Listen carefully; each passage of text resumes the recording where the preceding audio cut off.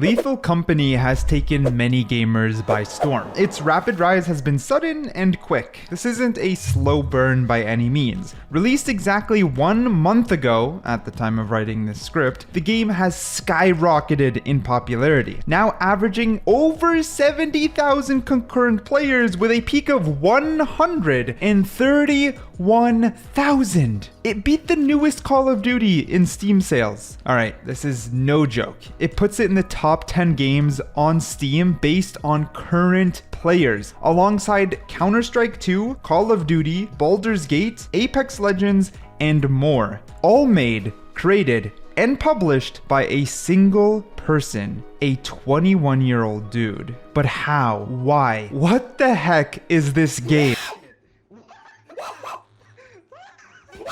Well, it's a horror game developed by Dittoz. Other games he's famous for are titles such as Upturned, Dead Cedar.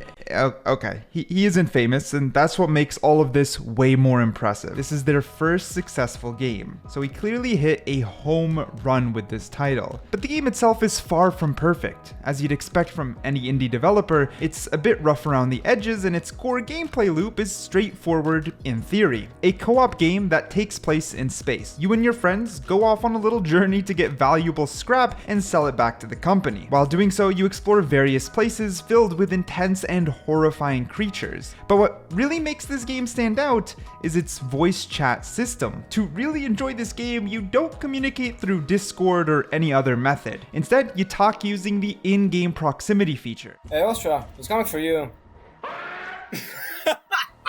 This is a key selling point of the game itself, and without it, the game does lose a little bit of its charm. Losing one another as you play with your friends is a lot more scary, as you can hear their distant voices fade away as you move hallways apart. Of course, you can reopen communication by using the walkie-talkie. However, if you forget to charge this thing, it could die on you, and the feeling of isolation will set in. If you witness someone die right in front of you, you can hear their voice muffle through proximity as they get strangled by the monster that grasps them. Quick, Dad! Yep. And once dead, you can no longer hear them. All this is a true testimony to the developer's thought process in adding immersion. There are a few neat little gameplay aspects included as well that help elevate the need and immersion around voice chat. For example, someone can man the computer back in the main ship, using it to help the rest of the team scavenge for scrap. It can let you know how many valuables are in an area, or you can use it to disable traps or even detect nearby threats. In my opinion, managing the computer can be exciting as you keep in touch with everyone and attempt to keep your friends safe. When someone stops responding over the radio, you most likely know things have gone south for them, and you ask your other friends to try and retrieve their body. Now, it's important to note that the immersion in this game isn't perfect, in the sense that everyone isn't super scared to die. The game doesn't quite nail that aspect itself, but it does immerse the player in its world, and anyone prone to jump scares are likely to feel the horror aspect of the title. Of course, what I'm referring to is, like most other things in gaming, a group of friends add a layer of hilarious interactions, and with this game, the potential is comedic gold. Ooh, shiny.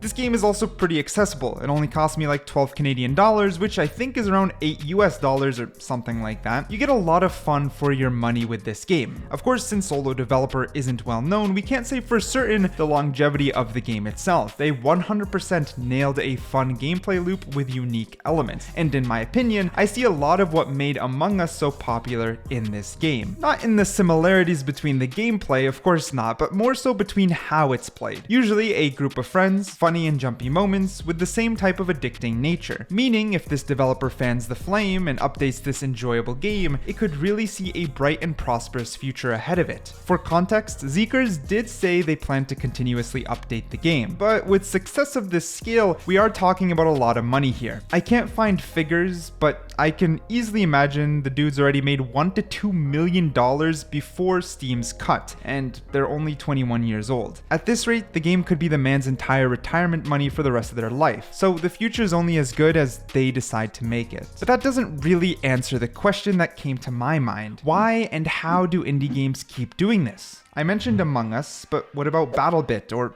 Celeste, or Hades, or Hollow Knight, or Undertale, or Stardew Valley, or The Forest that became Sons of the Forest, or even Minecraft, the most successful indie game of all time? There's a good chance while listening to me you recognized a ton, if not all of the titles I just mentioned. They aren't small anymore, so to many of us they are past or current mainstream titles. But still, there's a key element that must be making indie games so successful, right? Well, it can't just be a stroke of luck, can't be right place, right time. It has to inherently be one thing and one thing only. Some call it charm, some call it something special. Many of us feel it, but can't put our finger on it. To boil it down to its simplest form, it's being unique. It's taking risks. It's tapping into the player base from a gamer's perspective. Lethal Company has a unique gameplay loop in a horror setting with a twist on voice communications. Sure, there's charm to the graphics, monsters, and various other things, but the mix of voice comms and a co-op first experience is what's ignited this game on fire.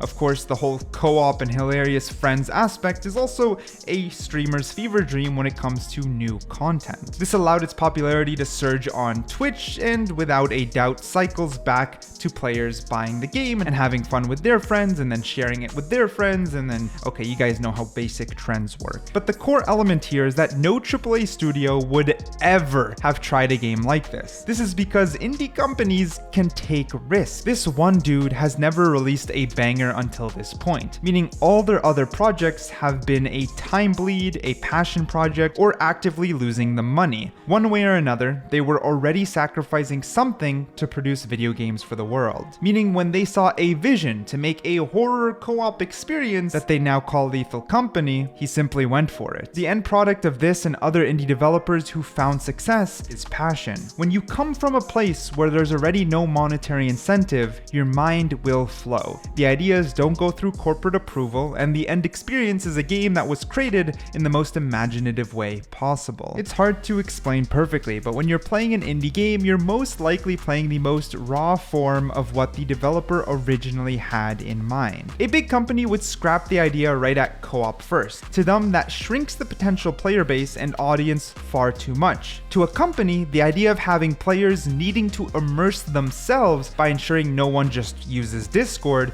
is lethal. They simply don't trust the consumer to make sure that the game is a fun time. So, until the big boy corporations begin to take risks and let their developers' imagination run a bit more wild, there will always be plenty of voids to fill by indie studios. Usually, these devs are fellow gamers, building something that they're passionate about, something that they feel is fun. And even when they're just testing it out in the early stages, they can feel that it's fun. And when it comes to us, we all get the unique experience of enjoying a phenomenon in the gaming community. As the title blows up, we ride the wave and feel a breath of fresh air as we get to enjoy something new. The only thing we usually end up expecting is that the big boy companies end up taking notice and then making their own spin-off or copy, but by then, it no longer has that unique charm anymore. But I gotta give a huge shout out to Zeekers himself. As a solo developer, I'm sure this was hell to develop. I'm sure there was a lot of passion. I went through their Twitter for quite some time. You can see some early Lethal Company gameplay by doing so, and they even went through their own heartache and stress when Unity changed their policy, so they obviously went through a lot. So huge shout out and congrats for launching a successful game that is enjoyable to many.